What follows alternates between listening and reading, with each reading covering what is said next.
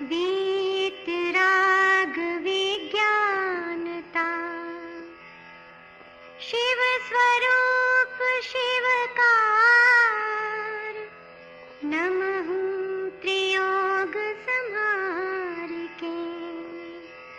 वीतराग विज्ञान अर्थात विकार रहित ज्ञान स्वभाव सारभूत है। वो मंगल स्वरूप है और मंगलकारी है। मैं उसे मन वचन काय इन तीनों योगों को वश में करके नमस्कार करता हूं। 6 डाला परम मांगलिक ग्रंथ है। पंडित दौलत राम जी द्वारा यह लिखा गया है। 6 इसमें ढाल हैं। कल अपनी दूसरी ढाल भी संपन्न हो चुकी थी। आज से तीसरी ढाल जो है प्रारंभ करेंगे। तीसरी ढाल में क्या क्या विषय वस्तु है, कितने छंद हैं और छंद का क्या नाम है, ये भी सबसे पहले हमें जान लेना चाहिए। इसमें 17 छंद हैं। 6 डाला की तीसरी ढाल में 17 टोटल छंद हैं और छंद का जो नाम है नरेंद्र जोगी रासा, नरेंद्र जोगी रासा नाम का यह छंद है। प्रत्येक छंद में क्या क्या विषय वस्तु हैं इसके बारे में भी देख लेते हैं। पहला और जो दूसरा जो छंद है उसमें मोक्ष मार्ग, निश्चय, सम्यक दर्शन, ज्ञान, चारित्र का वर्णन किया गया है। इन 2 छंदों के माध्यम से बताया गया है। तीसरा जो छंद है व्यवहार सम्यक दर्शन का वर्णन है तीसरे छंद में। चौथा, 5वां, 6वां, 7वां, 8वां, 9वां और 10वां, इन छंदों में मतलब 4 से लेकर के 10वें छंद तक जो है 7 तत्वों के स्वरूप का वर्णन किया गया है। 7 तो आप जानते हैं, जीव, अजीव, आश्रव, बंध, संवर, निर्जरा और मोक्ष, ये 7 तत्व हैं। इन 7 तत्वों का वर्णन चौथे छंद से लेकर के 10वें छंद तक वर्णन मिलता है। 10वें छंद के नीचे वाली लाइन में देव गुरु धर्म का वर्णन मिलता है कि कौन सच्चे देव होते हैं, गुरु होते हैं और धर्म होते हैं। 11, 12, 13 और 14 मतलब 11वें से 14वें तक के छंद में जो है सम्यक्त्व के गुण, दोष और उनके ग्रहण त्याग का उपदेश दिया है। सम्यक्त्व के गुण हैं उनको ग्रहण करना है और उस संबंधी जो दोष हैं उनका त्याग करना है। इसका वर्णन जो है इसमें छंदों में है। 15वां नंबर का जो छंद है उसमें सम्यक दृष्टि जीव की दशा और उसकी महिमा का वर्णन है कि सम्यक दृष्टि जो जीव है उसकी कैसी दशा होती है और उस सम्यक दर्शन की क्या महिमा है, इसका यहाँ पर उल्लेख है। 16वें नंबर का छंद जो है उसमें भी सम्यक दर्शन की जो महिमा है उसका वर्णन प्राप्त होता है। 17वां नंबर जो छंद है, जो अंतिम छंद है इस ढाल का, मोक्ष महल की प्रथम सीढ़ी सम्यक दर्शन है, ऐसा बताया गया है कि मोक्ष महल में चढ़ना है तो पहली यदि कोई सीढ़ी है तो वो सम्यक दर्शन है, इसके बारे में वर्णन प्राप्त होगा। तो इस प्रकार से अपन ने देखा विषय वस्तु को कि तीसरी ढाल में किस चीज़ का वर्णन है। विषय वस्तु प्राप्त हो जाती है तो हमारा इंटरेस्ट जागृत हो जाता है कि सच में हमें पढ़ना है, क्योंकि अब जो है सच्ची बात प्रारंभ हो रही है मोक्ष मार्ग की। अभी तक पहली ढाल में जो है दुख की बात हुई थी और दूसरी ढाल में दुख के कारण की बात हुई थी। पहली ढाल में दुख क्या है इसकी बात हुई थी, दूसरी ढाल में दुख के कारण क्या है इसकी बात हुई थी। अब आगे की जो ढाल है तीसरी ढाल, वो दुख से छूटने के उपाय की बात की जा रही है कि किस कारण से हम दुखों से दूर हो सकते हैं। तो यहाँ पर जो मोक्ष मार्ग, व्यवहार, निश्चय रूप से सम्यक दर्शन, सम्यक ज्ञान, सम्यक चारित्र की बातें और 7 तत्वों का वर्णन, धर्म का स्वरूप और भी अनेक बातें जब आएंगी तो ये सब यदि हम जानते हैं और जानकर के अपने जीवन में उतारते हैं तो नियम से जो है हमें दुख से छुटकारा मिलेगा और सुख के मार्ग की ओर बढ़ेंगे। चलिए, भूमिका आपने सुनी ली तीसरी ढाल की। अब तीसरी ढाल का जो पहला छंद है उसको सुनते हैं, और इसका जो तर्ज है बिल्कुल अच्छा है, बहुत ही बढ़िया है, बोलने में बहुत अच्छा लगता है, और एक एक जो शब्द पंडित जी ने लिखे हैं इसमें वो बहुत ही मार्मिक हैं। तो आइए सबसे पहले उमागर की आवाज़ में यह जो छंद है तीसरी ढाल का पहला, इसको ध्यान से सुनते हैं। आत्म को हित है सुख सो सुख, आकुलता बिन कहिए, आकुलता शिव माहि न ताते, शिव मग लाग्यो चाहिए। सम्यक दर्शन ज्ञान चरण शिव, मग सो दुविध विचारो, जो सत्यारथ रूप सुनिश्चय, कारण सो व्यवहारो। बहुत बढ़िया छंद है, आपने यह छंद सुना। कैसा है यह छंद, फिर से आप ये देखेंगे और बोलने में बड़ा आनंद आता है। आचार्य विद्यानंद जी मुनिराज जो हैं इस छंद को बहुत बोलते थे, और उनको ये बोलने में बड़ा आनंद आता था। जब वो प्रवचन में अपने अपने वचनों के माध्यम से इसका व्याख्यान करते थे तो बहुत ही आनंद की अनुभूति होती थी। आत्म को हित है सुख सो सुख, आकुलता विने कहिए, आकुलता शिवे माहि न ताते, सिमग लाग्यो चाहिए। सम्यक दर्शन ज्ञान चरण शिव, मग सो दुविधे विचारो, जो सत्यारथ रूप सो निश्चय, कारण सो व्यवहारो। ये बहुत अच्छा छंद है। अब इस छंद के एक एक शब्दों के अर्थ को पहले समझते हैं।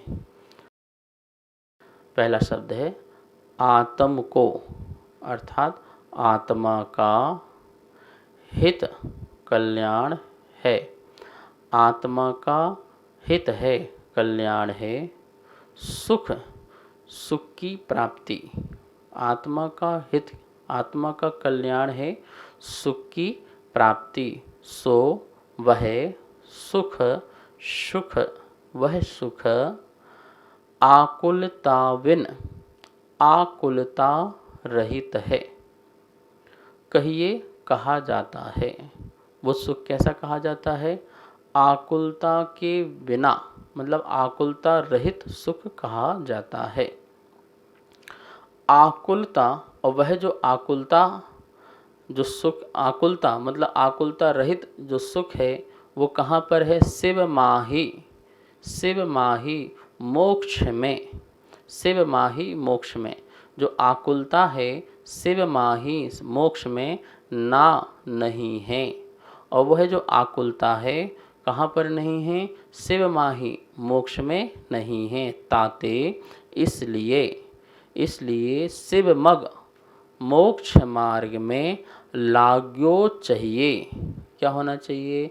शिव मार्ग में लगना चाहिए। इस छंद के माध्यम से, दो लाइन के माध्यम से क्या बात की गई? एक तो आत्मा के हित की बात की गई। तो आत्मा का हित कैसे होगा? तो सुख की प्राप्ति से होगा। तो सुख कैसा होना चाहिए? आकुलता रहित होना चाहिए। ठीक है, तो वो आकुलता कहाँ पर नहीं है? तो बोले वो मोक्ष में नहीं है।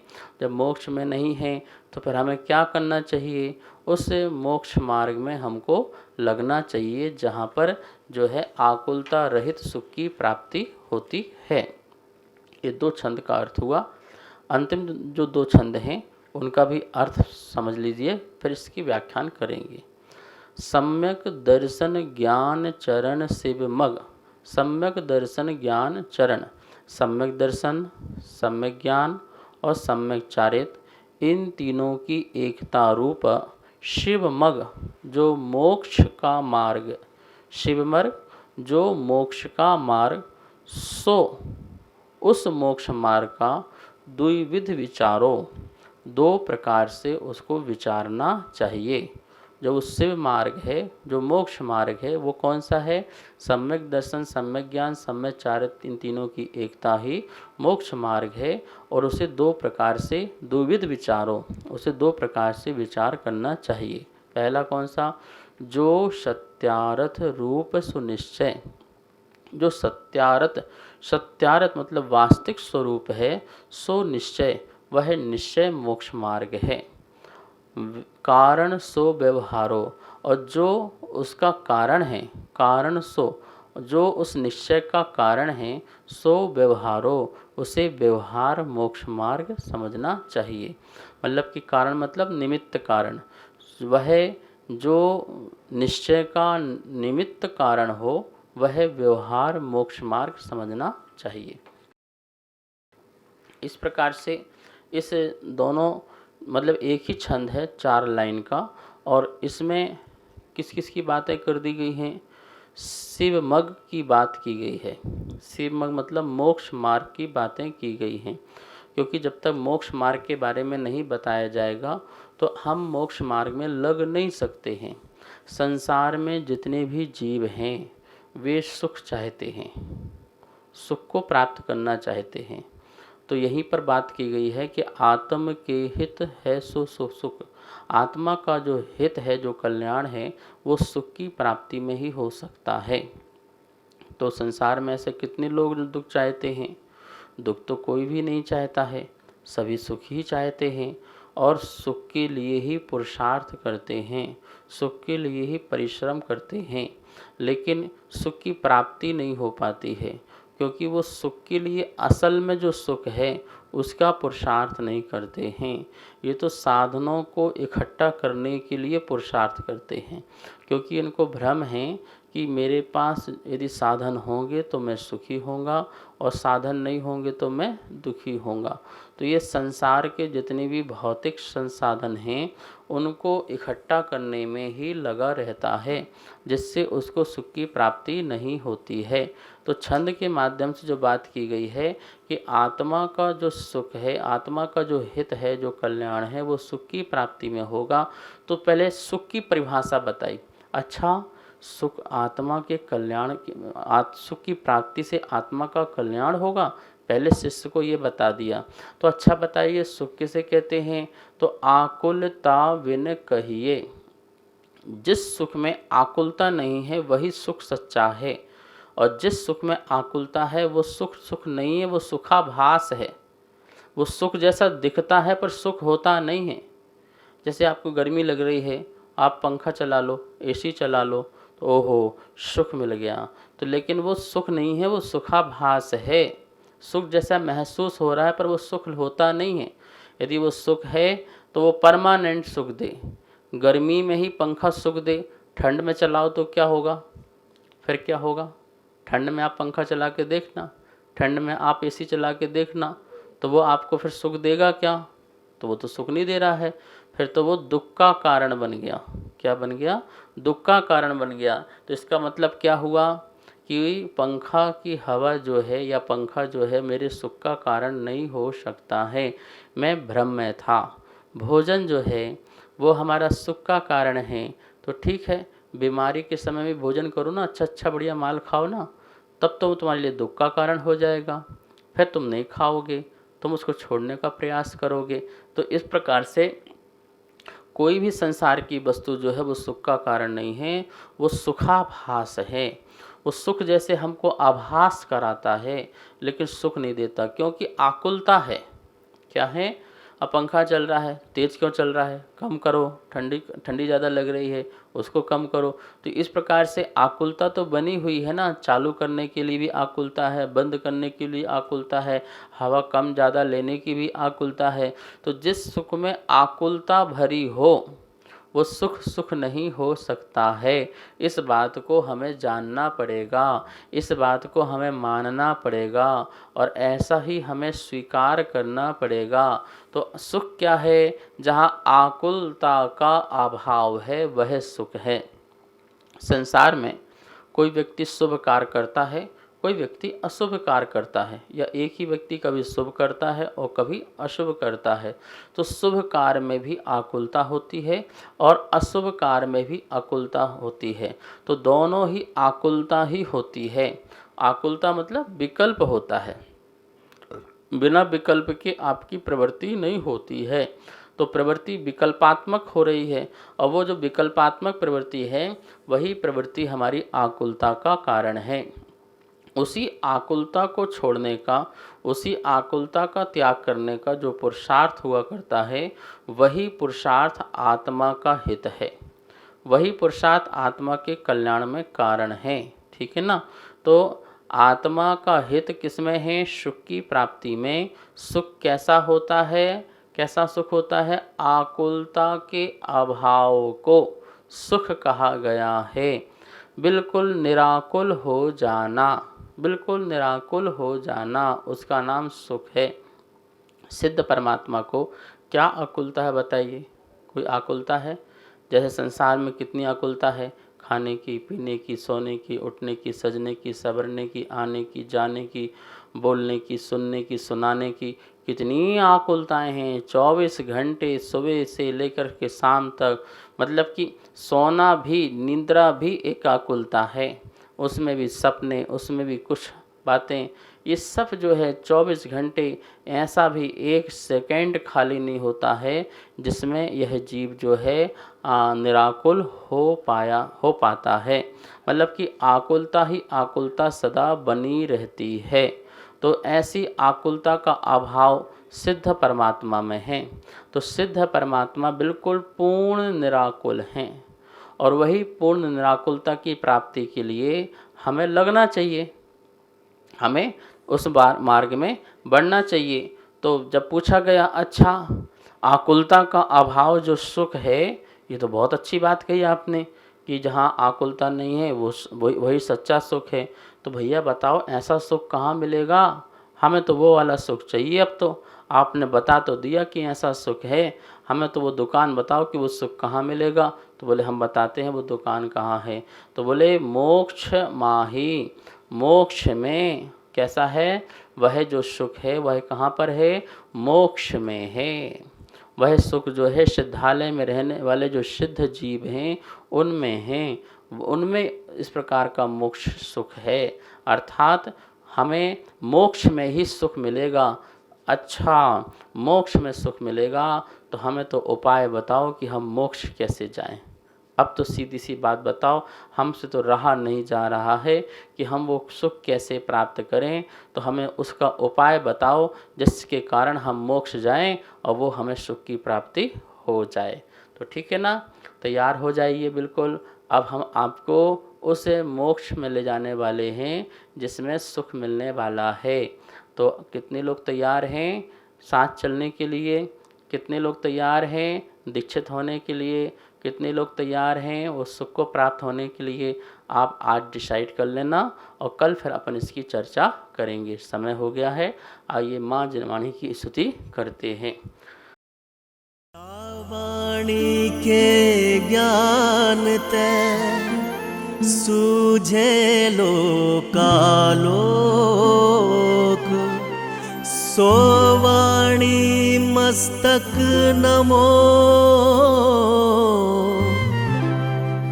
सदा देत हूँ धोख, सदा देत हूँ धोख।